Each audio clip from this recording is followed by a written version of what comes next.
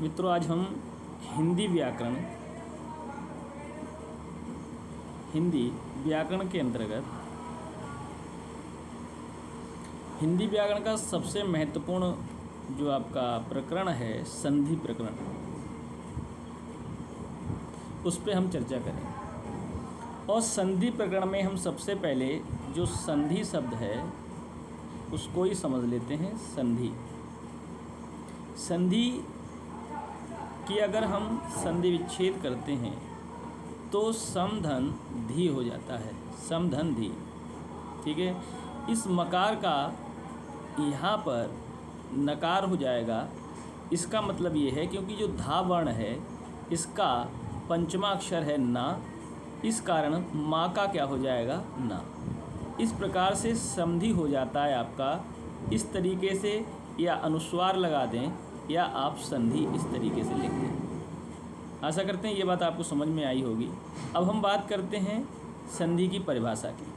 तो संधि की परिभाषा अगर हम समझें तो जो संधि है तो कहें किन्हीं भी दो या दो से अधिक या दो ही कहेंगे, किन्हीं दो वर्णों के योग से उत्पन्न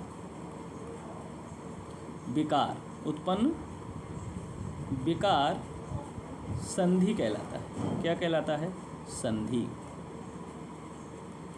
अब आपको यह बात परिभाषा के रूप में समझ आई कि नहीं, लेकिन हम कोशिश करते हैं इस परिभाषा को समझें। देखिए, उदाहरण के जरिए हम समझते हैं। हमने एक उदाहरण लिया, बहुत सरल सा उदाहरण जो आपको हमेशा आपने देखा होगा, विद्यालय। तो विद्यालय में हमने संधि की विद्या धन आलय। अब देखिए, हमने कहा आपसे कि किन्हीं दो वर्णों के योग से उत्पन्न विकार, और इस विकार को क्या कहेंगे?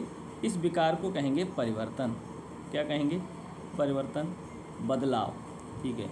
अब देखिए, हमने यहाँ देख रहे हैं विद्या है।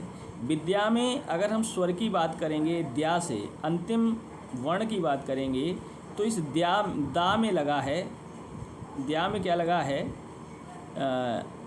या और बड़ा आ, जिसे आप दीर्घ आ कहेंगे। ठीक है। और इधर आलय आपका हो गया। ठीक है। यहाँ पर आपने देखा यह आ और यह आ मिलकर आपका योग होते हैं तो हो जाता है आपका बड़ा आ। ठीक है। यहाँ पर यह हो जाता है दीर्घ संधि का उदाहरण, क्योंकि दीर्घ संधि क्या कहती है वो आपको हम अंत में यहाँ बाद में बताएंगे। यहाँ आप समझ पा रहे हैं, बड़ा आ और बड़ा आ मिलकर यहाँ बड़ाई आ या दीर्घा का योग होकर ये दीर्घा बन गया, जिससे आपका जो संधि हुई वो बना शब्द विद्यालय। क्या बन गया? विद्यालय। अब हम बात करते हैं, इसको हम आशा कर रहे हैं समझ पाए होंगे आप लोग। अब देखिए, अब हम बात करेंगे संधि के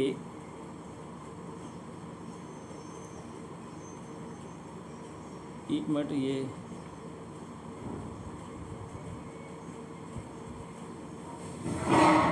मिटाते हैं इसको।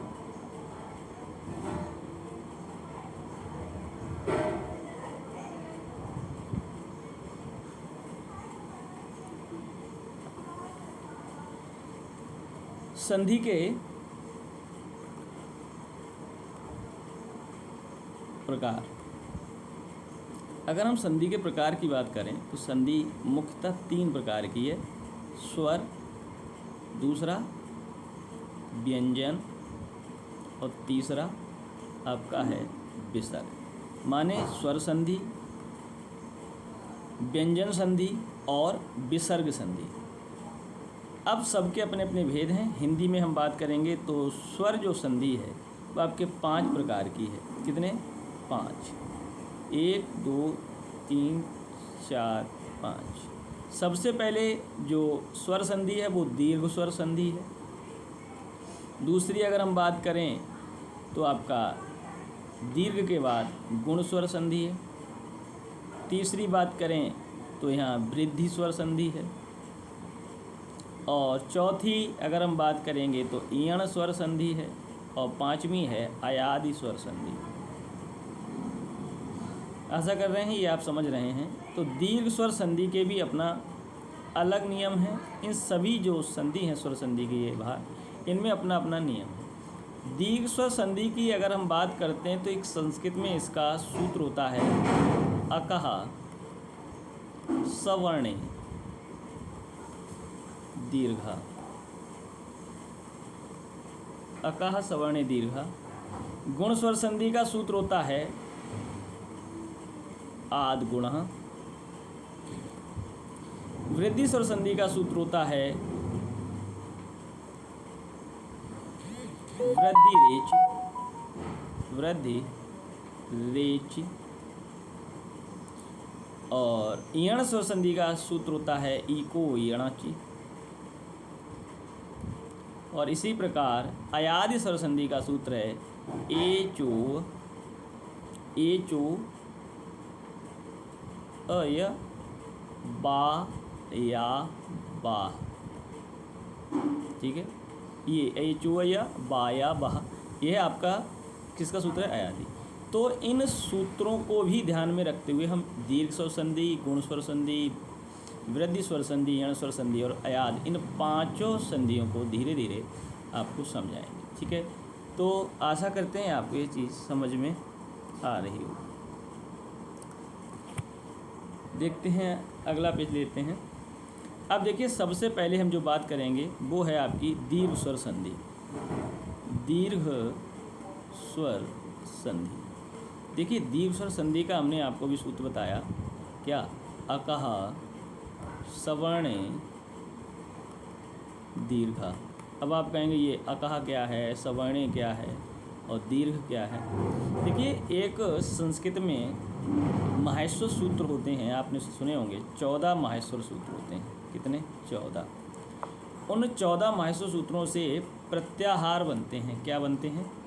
प्रत्याहार।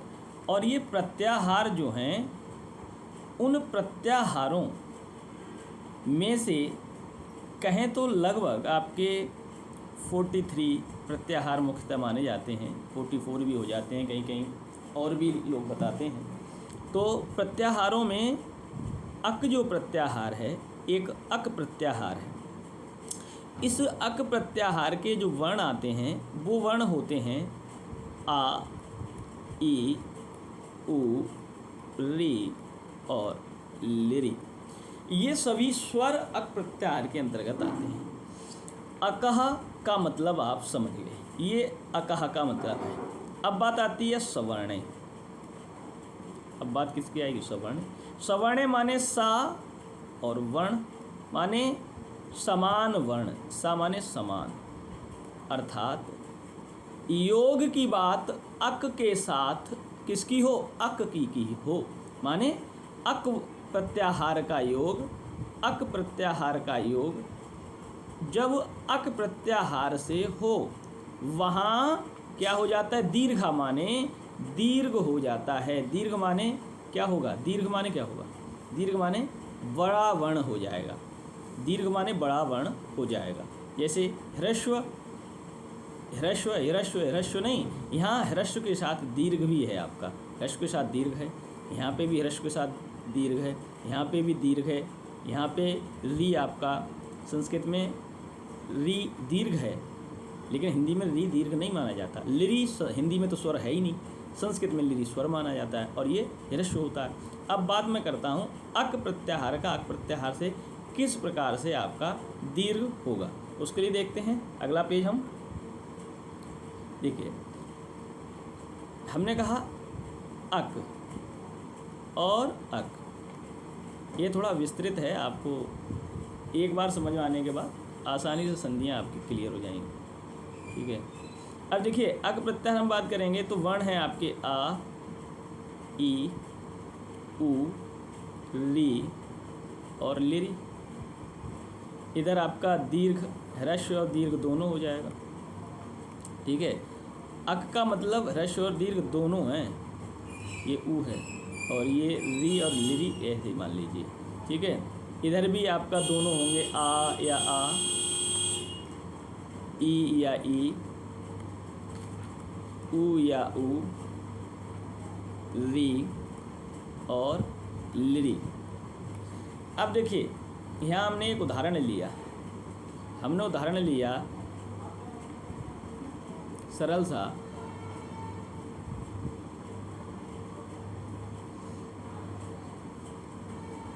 पुस्तकालय। क्या उदाहरण लिया? पुस्तकालय।